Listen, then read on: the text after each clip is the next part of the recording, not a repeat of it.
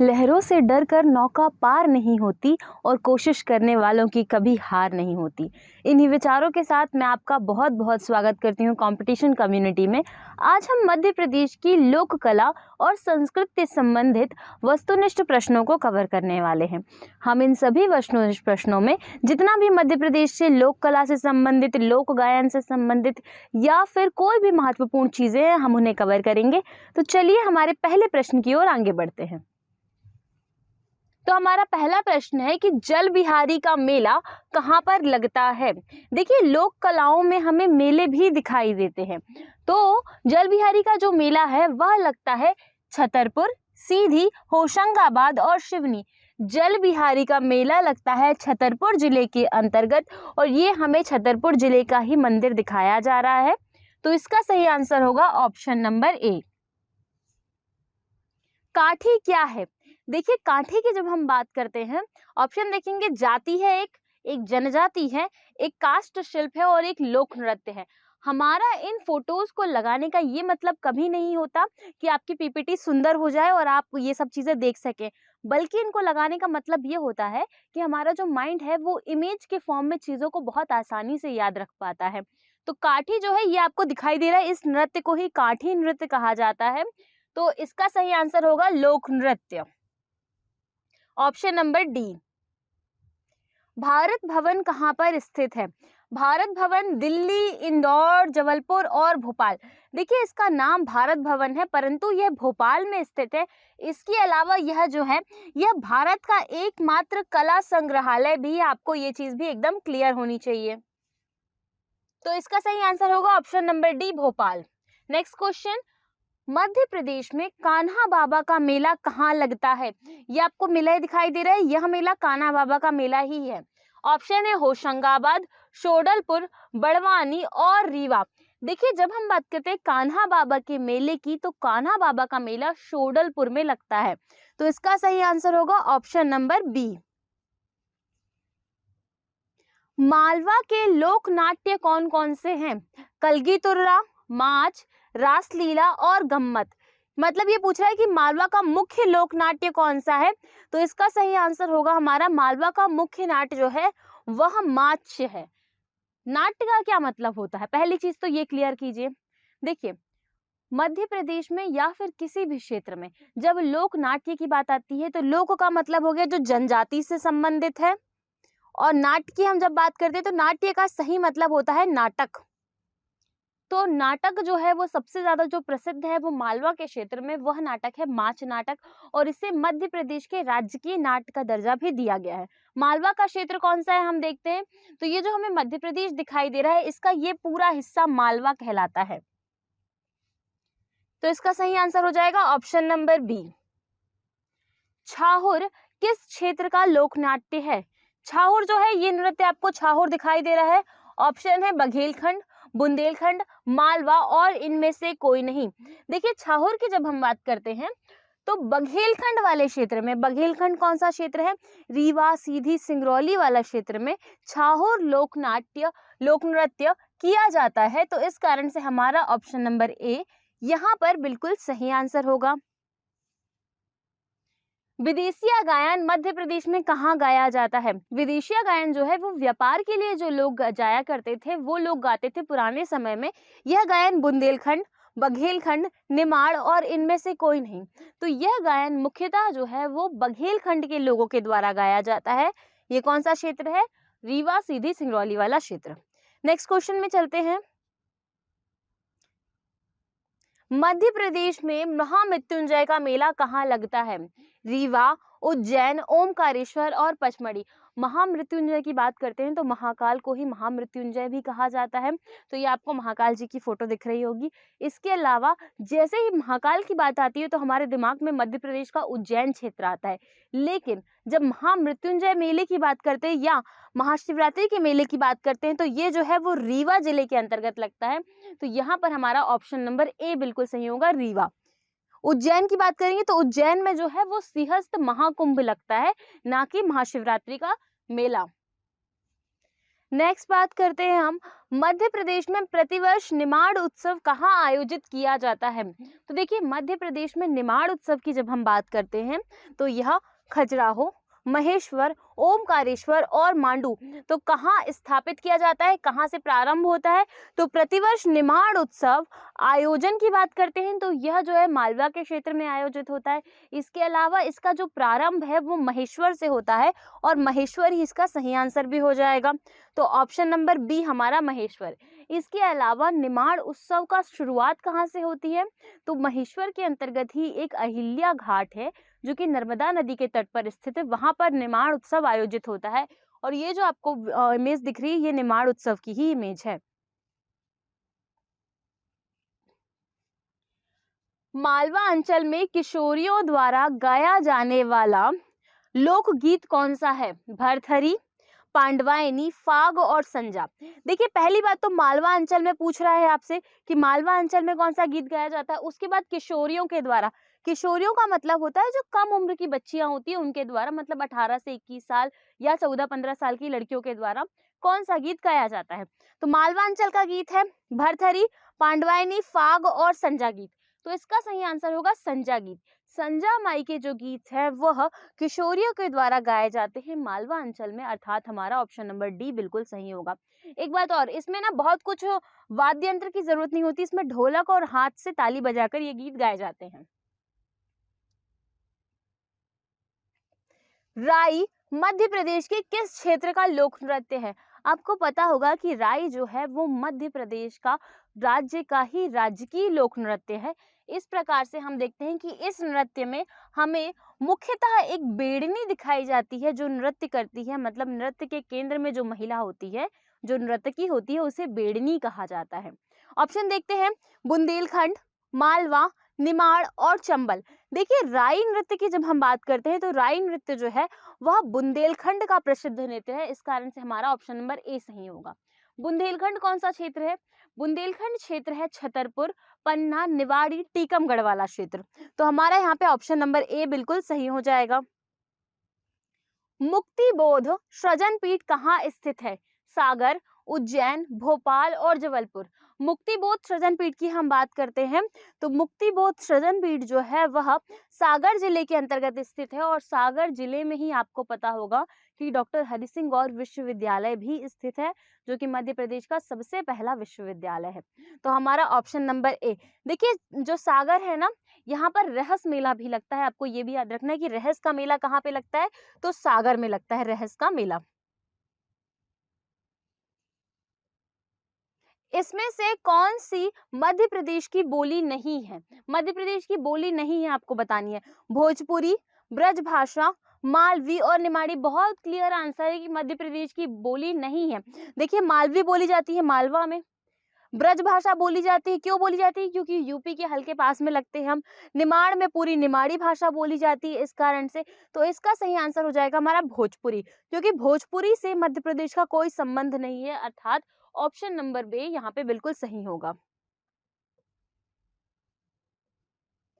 भारत के ज्योतिर्लिंगों में से मध्य प्रदेश में ज्योतिर्लिंगों की संख्या कितनी है, इसका मतलब ये है भारत के कुल ज्योतिर्लिंगों में से मध्य प्रदेश में कितने ज्योतिर्लिंग हैं।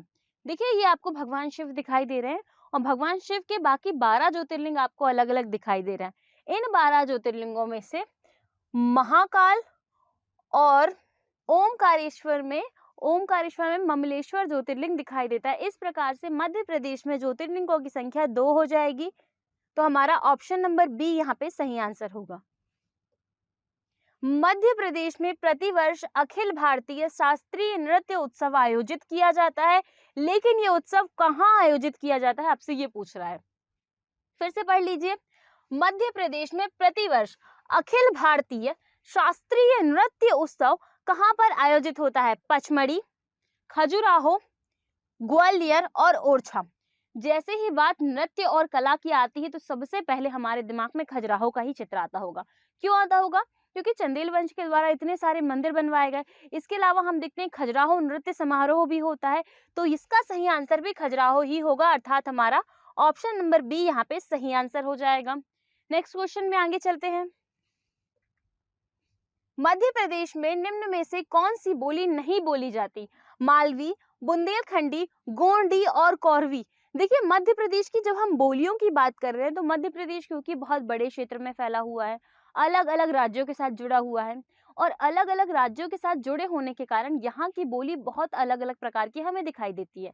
मालवी हम बोलते हैं, ठीक है, बुंदेलखंडी हम बोलते हैं, ठीक है, गोंडी हम बोलते हैं, ठीक है, लेकिन कौरवी हम नहीं बोलते। तो ऑप्शन नंबर डी इसका सही आंसर होगा, क्योंकि आपसे नहीं बोली जाती पूछ रहा है। गोंडी भाषा गौड़ जनजाति के द्वारा बोली जाती है, बुंदेलखंडी भाषा जो है वह बुंदेलखंड में रहने वाले लोगों के द्वारा, मालवी मालवा वालों के द्वारा। बधाई क्या है?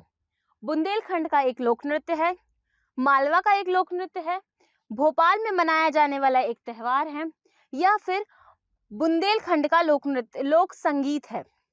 देखिए, यहाँ पूछा है बुंदेलखंड का लोक नृत्य, यहाँ बोल दिया गया कि बुंदेलखंड का एक लोक संगीत है। बधाई की हम बात करते हैं तो बधाई जो है वह एक लोक नृत्य है।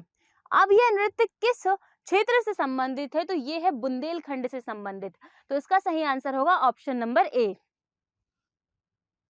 किस जिले में बघेली भाषा नहीं बोली जाती?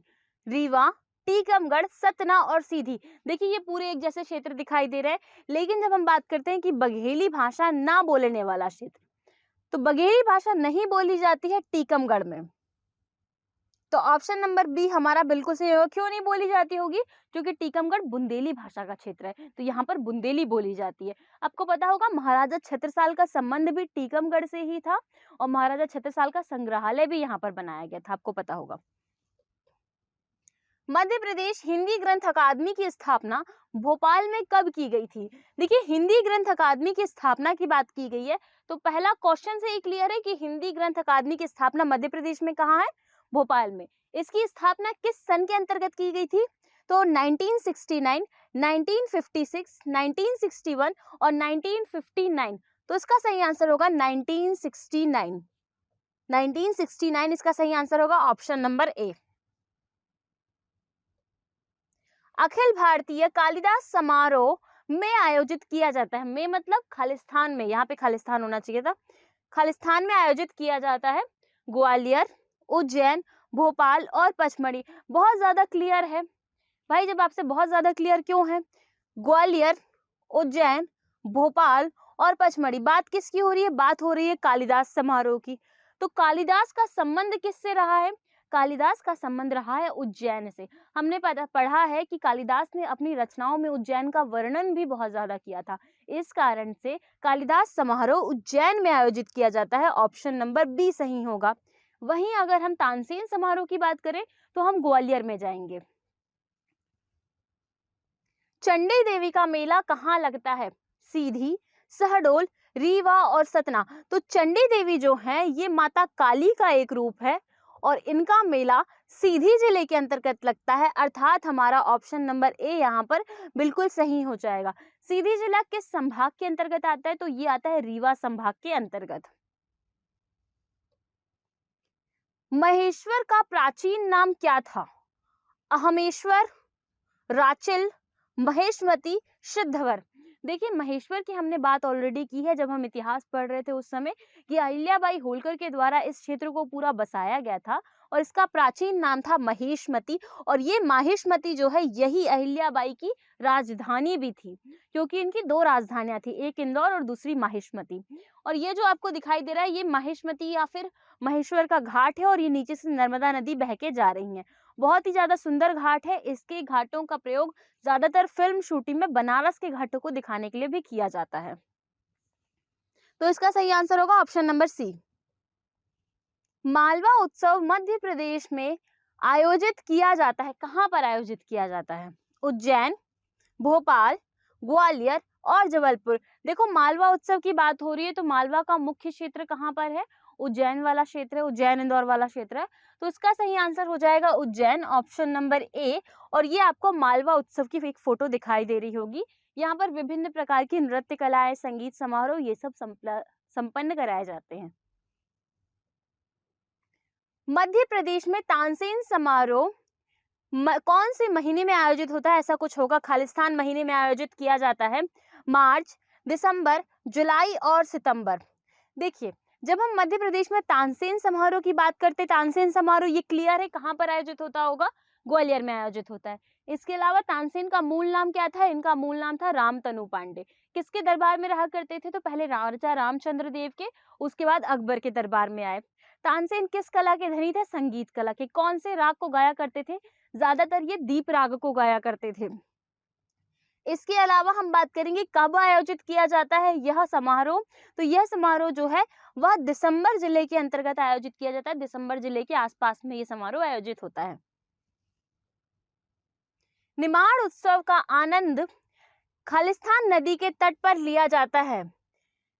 चंबल, ताप्ती, महानदी और नर्मदा। पहले ही बात हुई है निमाड़ उत्सव की। निमाड़ उत्सव का प्रारंभ हम कहां से करा रहे थे, महेश्वर से, अहिल्या घाट से। नदी कौन सी थी, नर्मदा नदी थी। तो ऑप्शन नंबर डी हमारा यहाँ पे सही हो जाएगा, नर्मदा नदी।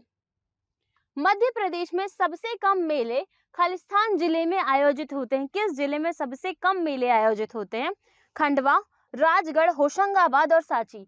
तो देखिए मध्य प्रदेश में सबसे कम मेले जो हैं वो होशंगाबाद जिले के अंतर्गत आयोजित होते हैं। तो यहाँ पर हमारा ऑप्शन नंबर सी बिल्कुल सही हो जाएगा। वहीं सबसे ज्यादा मेलों की बात करेंगे तो नेक्स्ट क्वेश्चन में हम ये भी बताएंगे, निम्नलिखित में से किस स्थान पर कुंभ का मेला नहीं आयोजित होता है। आपको ये बताना है कि कुंभ का मेला कहाँ पर आयोजित नहीं होता, कहाँ पर नहीं लगता। उज्जैन, नासिक, इलाहाबाद और इंदौर। देखिए कुंभ का मेला जो है वो प्रत्येक 12 वर्ष में आयोजित होता है, पहली चीज। दूसरी चीज ये है कि कुंभ का मेला जो है वह उज्जैन में लगता है, जिसे सिंहस्थ कुंभ के नाम से जाना जाता है। इसके अलावा कुंभ का मेला जो है वह उज्जैन जिले में लगता है, जिसे सिंहस्थ कुंभ के नाम से जाना जाता है। नासिक में भी लगता है और इलाहाबाद में भी लगता है। यह मेला इंदौर जिले के अंतर्गत नहीं लगता है। इस कारण से हमारा ऑप्शन नंबर डी बिल्कुल सही होगा, जो कि इंदौर है, क्योंकि यहाँ पर मेला नहीं लगता। और ये जो आपको दिखाई दे रहा है यह उज्जैन जिले का ही सिंहस्थ का कुंभ मेला है। मध्य प्रदेश में सबसे अधिक मेले खालिस्तान जिले में आयोजित होते हैं। किस जिले में आयोजित होते हैं, सबसे अधिक मेले की बात हो रही है। सागर, उज्जैन, पन्ना और भिंड। देखिए हमने बात की सबसे कम मेले होशंगाबाद जिले में लगते हैं, तो सबसे ज्यादा मेले जो हैं वह उज्जैन जिले के अंतर्गत लगते हैं। ऑप्शन नंबर बी हमारा बिल्कुल सही हो जाएगा। यहाँ पे ये जो आपको मेला दिखाई दे रहा है यह उज्जैन का सिंहस्थ मेला का ही फोटो है।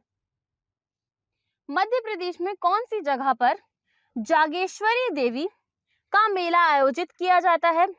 ऑप्शन है होशंगाबाद, चंदेरी, ओरछा और भोपाल। देखिए जब भी हम बात करते हैं जागेश्वरी देवी के मेले की, तो जागेश्वरी देवी का मेला जो है वो चंदेरी में आयोजित होता है, और चंदेरी जो है वो अशोकनगर के क्षेत्र में आता है।